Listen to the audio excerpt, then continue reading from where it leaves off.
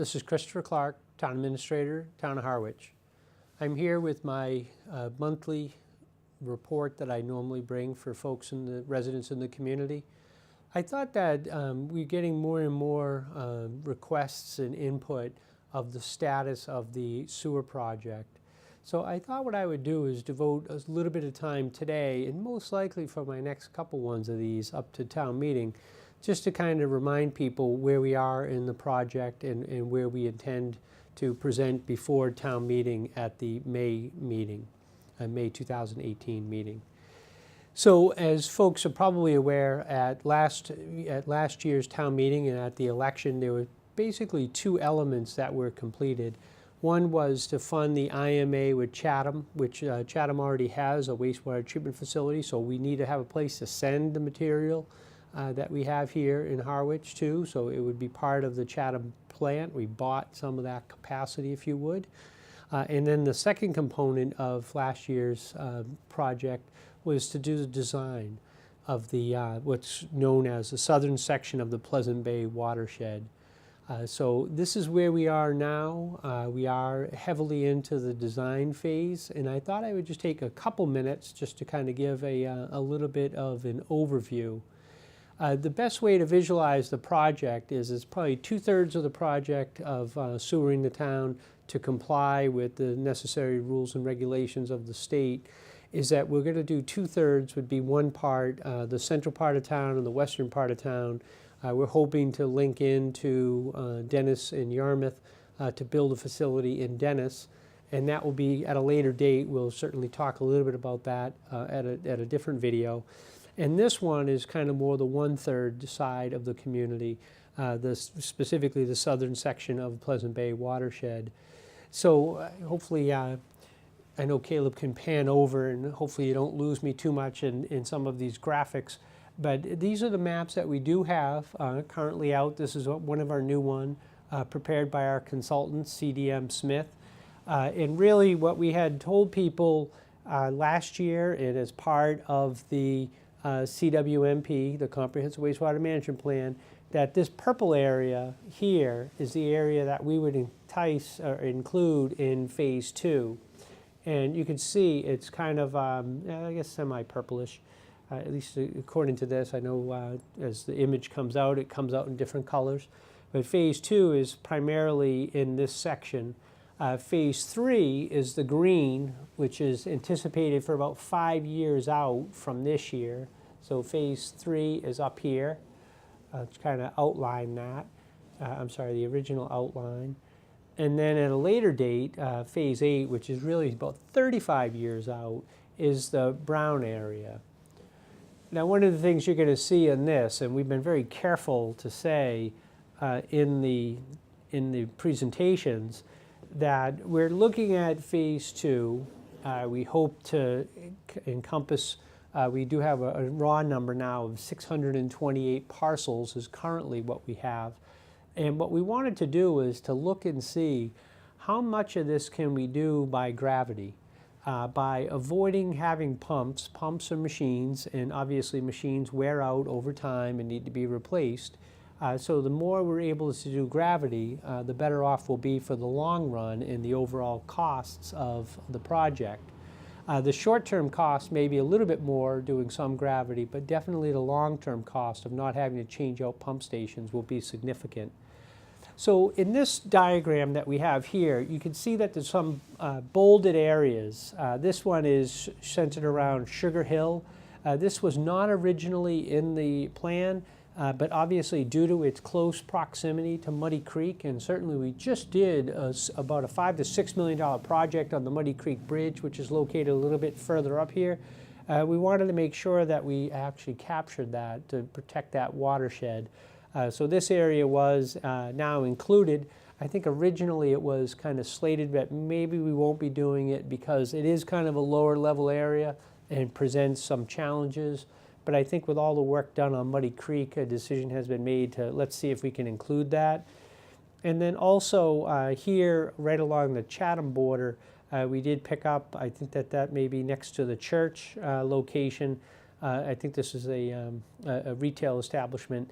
But we did look at some of the area down here to try to pick up some of the properties here as well, because it's in close proximity to the existing pipe. Now, a couple of these, we are considering some of these areas here that are part of Phase 3 and part of Phase 2.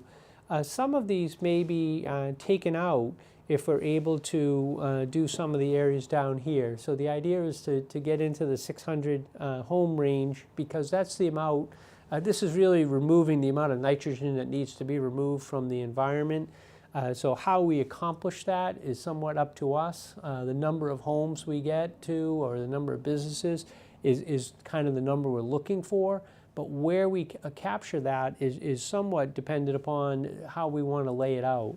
So what we have found in some of the initial, this is Route 137 for folks, and then obviously the interconnect with the Mid-Cape, Route 6, that we decided instead of digging up Route 137 twice, part of Phase 2 and then later in Phase 8, it made sense to let's go into this area and do all that work now.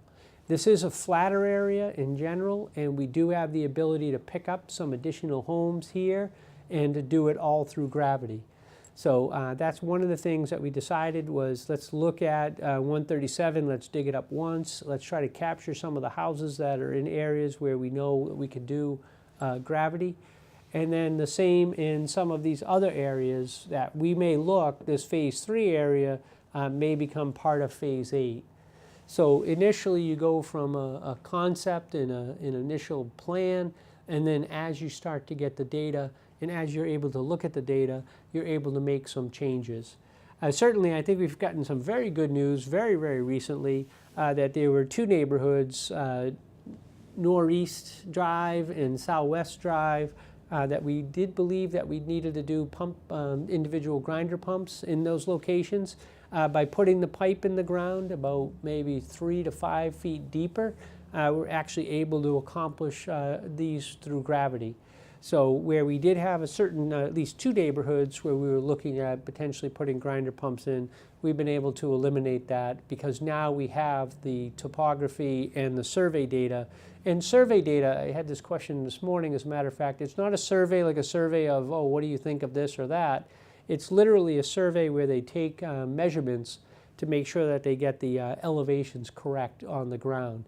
So we did do an aerial photography over this, and now the survey kind of matches up to the aerial.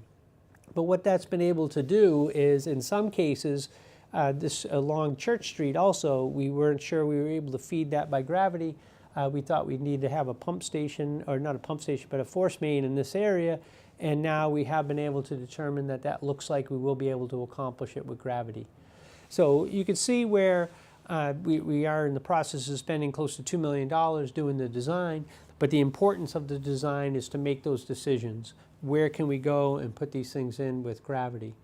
Again, these pump stations, as much as we're able to avoid grinder pumps and regular pump stations, the better off we'll be in the long run. It may be cheaper to install some of these systems in the short run, but they will need to be changed, 15 or 20 years. And then when you're looking at a life cycle of 50 to 100, that's a couple of changes that need to be accomplished. We certainly will not be able to avoid all the pump stations, but we are trying to minimize that number as low as we can. We did have a meeting back in January to talk to the residents in this area, the southern section of Pleasant Bay. We do hope to have another one in April. Hopefully at that April meeting, we'll actually be able to show folks the pipe is going to be in the street in front of you, and the pipe will be approximately 6 or 7 feet down. And if your house sits high, then you should be able to easily connect in with gravity. If your house sets low and the street is high, then you may still need to have an individual grinder pump. But it's going to be more of those one-offs, those individual situations where a house is set low and the street is high, where you're going to probably have that necessity. Some of the questions that have come up is really in regards to, okay, we know the town has a plan. We've seen the calculator on your website to get a sense for what the tax obligation is going to be, but how do we look and see what our individual costs are going to be? We are in the process of updating the website. the town of Chatham, who has been really just a great neighbor in this circumstance, has provided us with, they had about 800 people have hooked up in Chatham. Theirs is all on the private individual to do the hookup. So they have provided voluntarily, about 60 people provided some samples of what their costs have been to hook up. So we do have some of that information on the website about the cost of hooking up. The cost of hooking up is going to be very, very individualized. If your house is 20 feet from the road and you're in a fairly straightforward situation, it's going to be on the lesser amount. If your house is set back 300 feet and is 20 feet lower than the road, it's going to be a more expensive installation. So those determinations are still working their way through. On the Wastewater Support Committee, they are meeting on, I think it's every other Tuesday morning, and they are doing one Thursday evening. They do hope for a couple of their meetings for folks, and they are all televised, so you should be able to find them on our website through the YouTube, or if you have cable and a cable subscriber, to see them on cable. But the Thursday evening meetings, I think they're looking at bringing in some of the local banks to see about the connection costs, and can you do it as a mortgage refinance, or can you do it as a home equity loan? So it's those type of options, and we will certainly again bring out the county, who offers a program. There has been a fair amount of concern raised by residents about those that are truly hard pressed. They have very, very limited funds, if you would, the bottom of the social safety net. And we are looking at those elements to see if there are personal property tax exemptions that we can consider doing. The town does have some of those already, and we are looking to see, make sure that we educate folks to those. So if you can't afford the installation cost, you could get a betterment through the county. And if that cost is $500 per year, that we are looking at what can you sign up for from some of the tax exemptions that we offer, that you could then decrease some of your tax obligations. I think that there are going to be some avenues available, and one of them that we have now goes up to $1,500. Another one that we're looking at is potentially about $1,500 too. Now, one of the things under the law is you can't have more than 90% of your taxes paid through these abatements. So there is a requirement, a minimum of 10% be paid by the homeowner. But we are looking at those elements for those folks, and they will have to meet income and asset allocation requirements to be eligible for these. But that is something that we are looking at for those, again, that are truly deeply in need. The town of Chatham, and I know Chatham is not Harwich, two different communities, but most of their folks have been able to use the private sector solution through the bank or the refinancing option, and have not had to avail themselves of some of these others. Certainly, we believe that some people will fall into this category, and that's why we're looking at trying to create some of those social safety net elements. So I know I've gotten my high sign that I'm a little bit further along than I want time-wise, but I just wanted to make sure that we give people a preliminary idea of what to expect as we move closer to starting to sewer the southern section of Pleasant Bay. Christopher Clark, thank you for your time and attention.